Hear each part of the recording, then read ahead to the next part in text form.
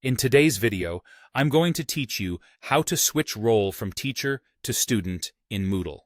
This is a quick, built-in way to preview your course exactly as a learner sees it.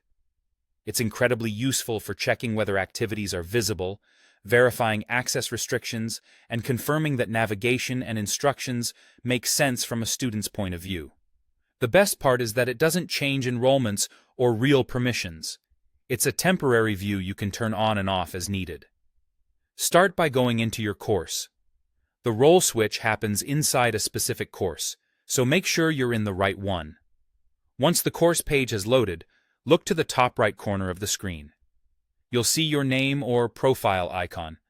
That opens your personal menu. Click it to reveal options related to your account and the current course. From that menu, select the option labeled Switch Role to and choose Student.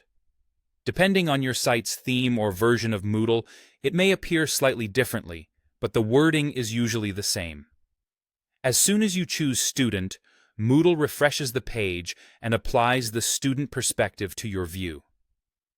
Now you're seeing the course like a learner. You won't have editing controls, you won't see hidden activities, and your access will follow the same rules as any student, including date restrictions, group access, and completion conditions.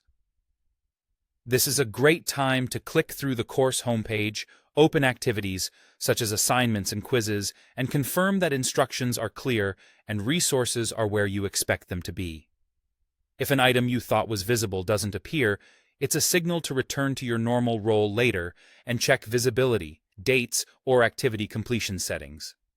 Also note that certain areas, like the gradebook and teacher-only reports, won't be available while you're in the student view. When you're done previewing, returning to your normal role is just as simple. Click your name or profile icon in the top right again. You'll see the option to return to my normal role. Select that, and your teacher permissions and editing controls will be restored immediately. If you moved away from the course while in the student view, look for the same prompt on your user menu to switch back.